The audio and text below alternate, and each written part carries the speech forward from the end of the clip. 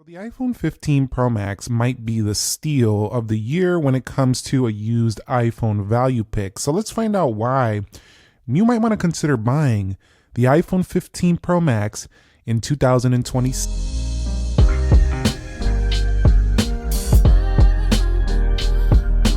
So what is up, guys? Nick here, helping you to master your technology, and hope you're having a happy new year. And today we're going to kick off the year with a should you buy iPhone series, starting with the 15 Pro Max.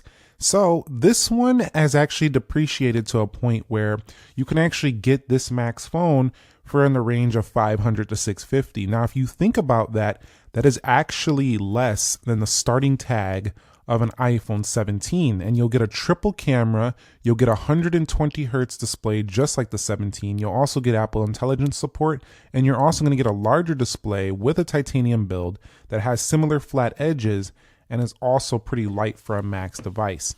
So there's a lot of specs on hand here that are really impressive for not paying the official starting price that this phone came in at over $1,000. So it's a good deal right now on this phone.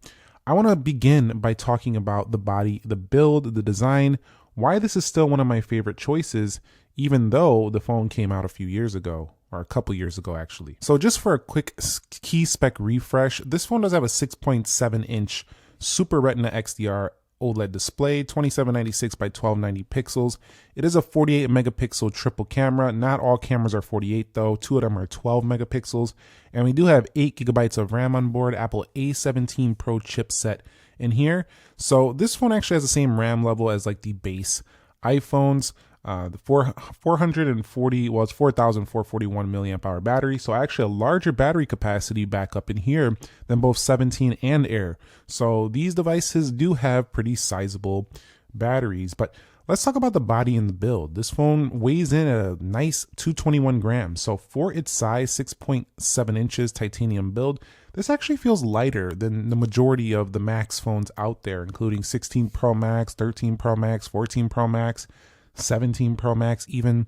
They are going to maybe go even thicker and heavier on this year's model later this year in the 18 Pro Max. And while people have proven time and time again that they don't care about lightness over battery because people are really going for the phones that have more battery life, regardless if they're heavier, that's proven by the Air and the Max this year, it's still nice that you get a large battery in here while still having a lighter design. So this phone actually has pretty darn good battery life while still not being super heavy.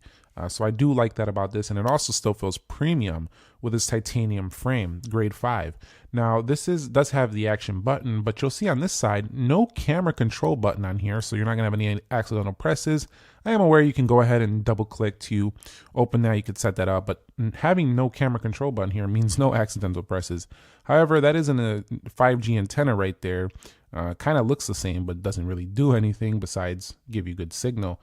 Now you'll see right there, we do have the power button, but I really love this year's design because the titanium really made this phone feel super premium. The whole reminds me a lot of the Apple Watch's titanium frame, but generally this phone was very clean, stayed clean to the touch. USB-C, this was the year they brought USB-C to the iPhone, and so it still feels very modern in most respects. Actually, some people would pick this up and say it feels nicer or it looks nicer than the iPhone 17 Pro Max. Some would argue it doesn't because the flat edges are a little bit sharper. They're a little bit less comfortable than the rounded feel of the 17 Pro Max. But the 17 Pro Max also has a slipperier aluminum, so I find it to be a little bit easier to drop, although it does feel nicer. 17 Pro Max does feel like it could slip out of the hands a little bit more. This is grippier to me. So, you know, it's still overall a definite win. It's a definite pickup this year if you want to go ahead and save some cash and you really liked what this offered, but you're never really justifying paying $1,000 plus. The body and the build, this is definitely something I would consider in 2026 if you can find the one with a really decent battery capacity at a $600 price tag. You're gonna get quite a bit of feature for the money here. So let's go ahead and talk about the display quality itself. Now this panel is a little bit smaller than the new phones, but it's still a very nice one. Still has the same pixel density, so when you are reading text or doing anything of that sort, everything is still gonna look equally as sharp. Now at 2000 nits, it's a very bright panel, but the phones going to 3000 nits nowadays do look substantially brighter. Although it's not like this was not bright. This was already more bright than you probably needed in your day to day. It's still a 19:9 aspect ratio. So reading things on here, I would click an article. It's going to give me cookies and all that. But, you can still read across here, no problem. If something would open without trying to get me to sign up, but you'll see that you can read across here, no problem. Text will look very sharp right there. And generally, it's still a really, really strong panel with ceramic shield glass. The device also does have HDR10 support, and it does have Dolby Vision. So generally, the calibration, the brightness, the sharpness, everything is still very strong. Although if you do like super razor thin bezels, this one doesn't have the thinnest bezels compared to the newer phones, although they're already ridiculous thin compared to previous iPhones. So slap a case on it, you're going to look like a bezel-less display essentially on this phone. So I don't really have an issue with that. It might be the sweet spot size for those of you who think the newer phones are pushing a little too far. The Air is a little bit too small with a 6.5. This might be the sweet spot size at 6.7. So a lot of people like their specific sizes, and if 6.7 is for you, this is going to be a pretty strong offering this year in 2026. There is one downside of this display though. I do find that sometimes this phone, because of its thermal efficiency not being the greatest, it will just randomly dim, and then you'll raise the brightness and it won't raise. It'll like, the slider will go up but it won't raise. I understand that's a protection feature for the battery, but at the same time, it's annoying. The phone auto dims sometimes when it gets too warm occasionally, and it happens a little bit more frequently on this phone than I find on the 16 Pro Max or 17 Pro Max, which it doesn't really occur hardly ever. So this phone has that one con to its display. But discussing the software, we're on iOS 26.2, and this software has been really the same thing as we're going to find on the newer iPhone 17 Pro Max. Yeah, we do even have log modes on here because it has Apple ProRes. So if we go over here, you can do log right there. Of course, you have to enable that in settings, but generally you're going to feel like you're using the same exact phone. This did launch with iOS 17, so it doesn't have quite as long of support left. You probably got about 3 years left on this phone, but that's still enough. I mean, if you buy this phone, it's a 3-year phone, guaranteed software updates essentially. It does have enough power and performance to support Apple Intelligence as well. So if we go in here, you do get that. The way you use visual intelligence will be a little bit different though. You'll have to enable it up in here. So if we go ahead and click, hold on. If we go ahead and click over here, add control, we're going to go ahead and just search it out here, visual intelligence. You'll just have to enable it within the control center.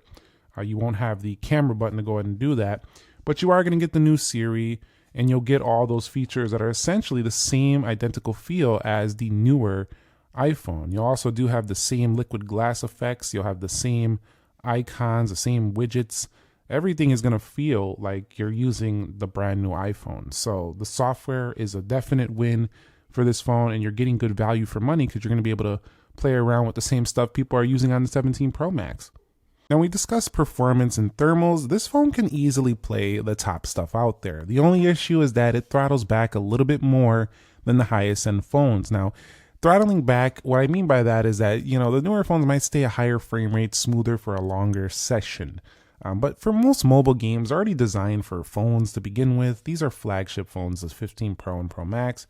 Yes, they get a little bit warmer. Throw a case on, you don't feel it too much, but it's still, even after all these updates, it's still, you could feel it more. This phone just doesn't have the same heat dispersion as the newer aluminum chassis unibody iPhone. So you're going to have to just deal with a little bit more heat if you want to save that money. That's the con of this device, but the performance is still strong. So I'm not worried about, recommending this to you to play some games, get your stuff done.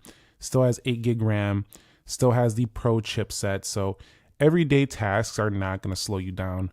Hardly ever. It can't hold as many apps in the background as, say, a 12 gig RAM iPhone, but it's not bad either. Like, most people might not even notice it is an 8 gig of RAM because it tends to perform most general day-to-day tasks, as well as, a little bit pushing it even better. You're also still going to have access to iMovie and LumaFusion and different video editing suites. So, you could still get things done on here as well. And again, because it had enough power to support the AI, Apple Intelligent Rewrite Tools, Visual Intelligence, this phone still feels a lot smarter than buying a 14 Pro Max, for example, although that might be a decent option as well. So we'll discuss that in a future video. So let's go ahead and talk about the cameras. So these cameras have been updated already for some newer iPhones. However, the main 48 megapixel sensor is essentially a similar thing here as newer phones. Now, when you zoom in, you still get pretty good consistency, and this was one of the first Max iPhones that started really bumping up the zoom 25 times, which is still more than enough for most users. Again, we talked about how you have 4K 60 log HDR video, you have cinematic slow motion, and the only real difference is that you get sharper macros, you get sharper, zooming on the 17 Pro Max, but other than that, it's kind of similar. What is different though is the front-facing camera on these. This one doesn't go far out, and this kind of has that traditional 12 megapixel they've been using forever and kind of looks the same as most iPhones. So it's not overly impressive on the front facing camera, but it still gets the job done. And playing with this phone in social media, going ahead and putting your photos, videos up on those platforms still looks better than a lot of Android phones today. It's just a fact. So I have no qualms recommending this to people who want a great camera on an iPhone. It doesn't look quite as good as the results we'll find on the newer phones. That's to be expected, but it is not that far behind either. Like, most people are going to have more than enough performance here from these cameras. It's just the zooming is getting so much better on a new phone. So if you really care about the area of zoom in 2026, this phone is probably not going to overly impress you. It'll get your job done, but it's not going to be like totally impressive like the 40x zoom of the newer iPhone. So that's just something to note about the camera, but otherwise it's a totally fine camera system. Now, when it comes to battery life, I think this is the area that people are going to be really concerned with most phones in 2026. Everybody seems to care about wanting to have the best battery life, and it makes a lot of sense, in this modern era with AI being used a lot on your phone, and also just heavy use, because these phones have become not just a fun thing to play with, they become a utility in our life, and we need these things to last all day because they're a tool that we rely on. So battery life is a big deal, I think, this year going into 2026. And the 15 Pro Max, not overly impressive, but not a weak performer either. So this phone is a day, and I would say about a quarter, whereas the 17 Pro Max is a day and a half, 2 days, some 2.5 days. So nowhere near 17 Pro Max levels, but better than iPhone Air, and you could probably argue maybe a little better than the 17 base model as well, which is already a good phone. This is probably closer to the base 17 Pro in battery life, so it's solid.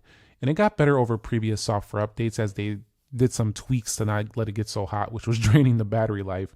But this phone, this was the best of the 15 series phones that I was using. The 15 Plus was up there as well, but the 15 Pro was not very impressive. This one, though, was just fine in the capacity. I think it's still enough here in this year to get by, especially provided you check that if you're buying this phone right now, that the battery capacity is either replaced or in good health, because that's going to be a key separator here for the iPhone. You want to have at least over 90% capacity if you are buying this, but I would actually try to go over 95%. If I was buying one of these now, look for something over 95%, so you have a long, good life left with that phone right there. One of the areas this phone is still better than some new iPhones as well is the audio performance. This is better than the Air and arguably as good as the iPhone 17 base, maybe even better than that. This phone is solid in audio, comes out both sides, stereo sound, so that's a very solid offering there. USB-C charging, not the fastest in the world, but it's USB-C. So if you've been using an older iPhone, you're not looking to pay big bucks, but you want a nice feeling one, you'll get your USB-C here. Large phone, nice cameras, and it'll be a solid offering for you on this front. Now, a couple other things I want to wrap up before we wrap up this video is that this phone does have emergency SOS. It does have the texting via satellite. We can also do the same ecosystem support, whether you have an Apple Watch Series 11, you have an Apple Watch Ultra. You're going to have the same ecosystem support with AirPods Max, just like every other iPhone out there. And it's going to do it very fast with the latest software. So this phone just feels like the latest phone with an older body.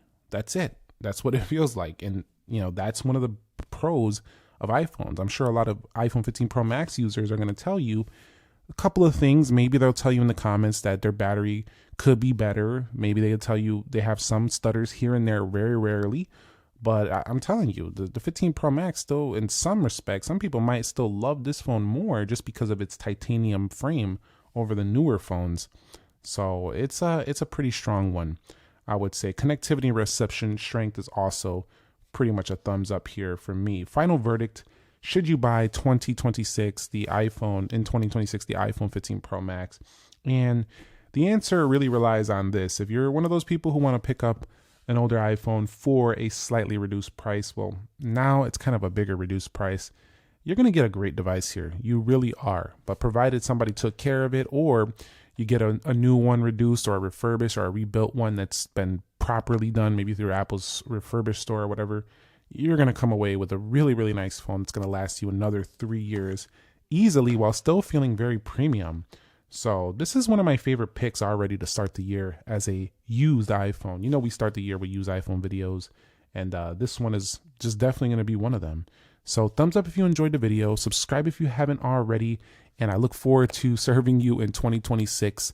Once again, have a happy new year. Nick here. Be sure to be well, and peace.